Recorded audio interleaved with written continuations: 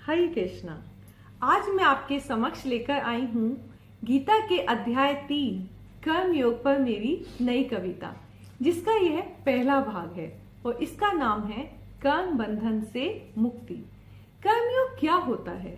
कर्मयोग होता है जब हम अपने कर्मों को भगवान से जोड़ देते हैं तो वह कर्मयोग कहलाता है और हम कर्मफल में नहीं बंधते हैं। तो सुनिएगा, कर्म बंधन से मुक्ति। ध्यान से सुनकर कृष्ण के ये सभी अनमोल वचन कुछ सकुचाकर बोले अर्जुन, हे केशव हे जनार्दन। केशव और जनार्दन भगवान कृष्ण के ही नाम हैं। अगर कर्म करने से बढ़कर ज्ञान योग होता है बड़ा, फिर क्यों चाहते हैं आप मुझे युद्ध भूमि में करना खड़ा? मैं भी तो अपने क्षत्रिय कर्म का करना चाहता हूँ त्याग, ज्ञान योग पाने के लिए लेना चाहता हूँ संन्यास। आपके इन उपदेशों को मैं जैसे जैसे समझ रहा हूँ, पर इनके उद्देश्यों में ना जाने कैसे उलझ रहा हूँ। अर्जुन जी भगवान कृष्ण से प्रश्न और संदेह करने में कोई संकोच नहीं करते हैं और उनसे प्रश्न पूछते हैं। वास्तव में वे हमारे संदेह को दूर करना चाहते हैं और हमारे प्रश्नों का उत्तर लेना चाहते हैं। कृपया कर्म योग ज्ञान को थोड़ा सा सुलझाइए, जो मेरे लिए कल्याणकारी हो वही मुझको बतलाइए। कृष्ण जानते हैं अर्जुन नहीं चाहते भूल से भी पाप करना, इसीलिए निष्पाप अर्जुन पुकार के शुरू करते हैं उत्तर देना। दो तरह की निष्ठा से ही हो सकता है आत्मा का साक्षात्कार, ज्ञान योग या कर्म योग में से किसी को भी करो स्वीकार।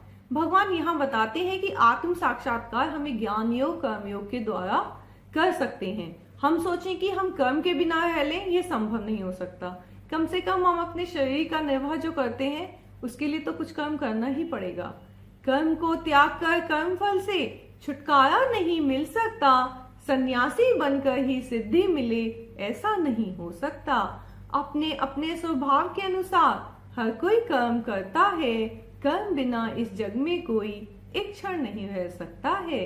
काम छोड़कर संन्यास लेकर कोई सोचे वह सदाचारी है, अगर इंद्रियों पर वश नहीं है तो वह केवल मिथ्याचारी है। सन्यासी हम तभी बन सकते हैं जब हम अपनी इंद्रियों पर नियंत्रण कर सकें। अगर इंद्रियों पर नियंत्रण नहीं कर सकते तो सन्यासी बनना केवल ढोंग और दिखावा है। इंद्रियों को वश में करके जो अपना कर्म करता रहता है, फल की कामना नहीं करता, वही निष्ठावान कहलाता है। बस अर्जुन कर्म करो अपना, वेद शास्त्रों की पकड़ो रहा, बिना कर्म के बतलाओ जरा, कैसे होगा शरीर का निर्वाह। विष्णु को प्रसन्न करने के लिए ही केवल कर्म करना, यही यज्ञ है, यही विधि है, कर्म बंधनों से मुक्ति मिलना। तो केवल हम वही कार्य करें जिसे करने से हमें लगे कि भगवान विष्णु प्रसन्न होंगे, तो वह कर्म बंधन नहीं होगा। यही कर्म बंधन और कर्म योग का अंतर है। सृष्टि के आरंभ में ही देवताओं मनुष्यों को रचा गया, यज्ञ करो प्रसन्न रखो देवों को, यही मनुष्यों से कहा गया। तुम्हारे लिए देवता प्रकृति को पूर्ण व्यवस्थित रखेंगे, तुम्हारे पास धन और धान्य सालों साल भरपूर रहेंगे। तुमको बस जो भी मिले देवताओं को अर्पित करना है, उनकी कृपा मानकर ही सभी वस्तुओं को भोगना है। यहाँ भगवान स्पष्ट कहते हैं कि मैंने देवता व मनुष्यों को बनाया। तो भगवान ने कहा मनुष्यों को कि आप यज्ञ करो और देवताओं को प्रसन्न करो, और देवताओं को कहा गया कि मनुष्यों को उन्हें वर्षा, जल, धूप, वायु आदि देना है, जिससे वे अपने जीवन को सरलता से जी सकें।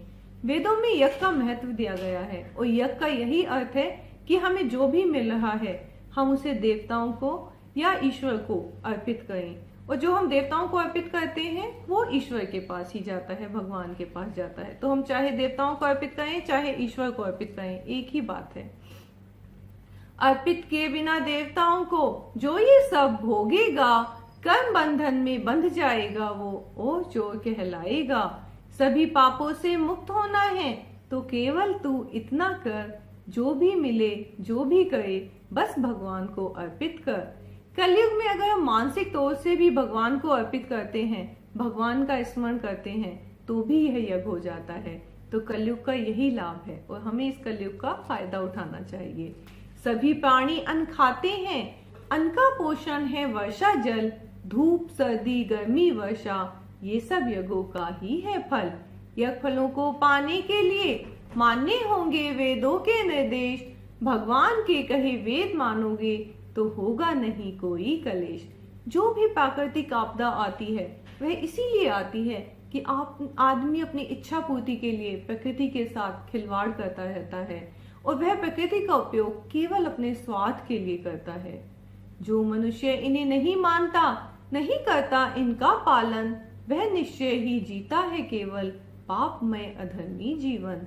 पर जिसने पहचान लिया है अपना परमात्मा से संबंध, वह सदा संतुष्ट रहता है और पाता है जीवन में आनंद। सर्व सिद्ध हो जाता है वो परमात्मा से करता साक्षात्कार, आत्म संतुष्ट रहता है वो करता परमात्मा का अंगीकार। उसका कर्तव्य उसके निज स्वार्थ के लिए नहीं होता, सारे कर्मों का प्रयोजन उसका परमात्मा के लिए होता। बिन आसक्ति बिन मोह के अपना कर्तव्य करना तुम, आत्मा को मुक्ति मिल जाएगी, पा जाओगे परम ब्रह्म। इस तरह अपने कर्मों को अगर हम भगवान को अर्पित कर सकें तो साक्षात्कार कर सकते हैं और गृहस्थ व्यक्ति के लिए यही सर्वोत्तम विधि है।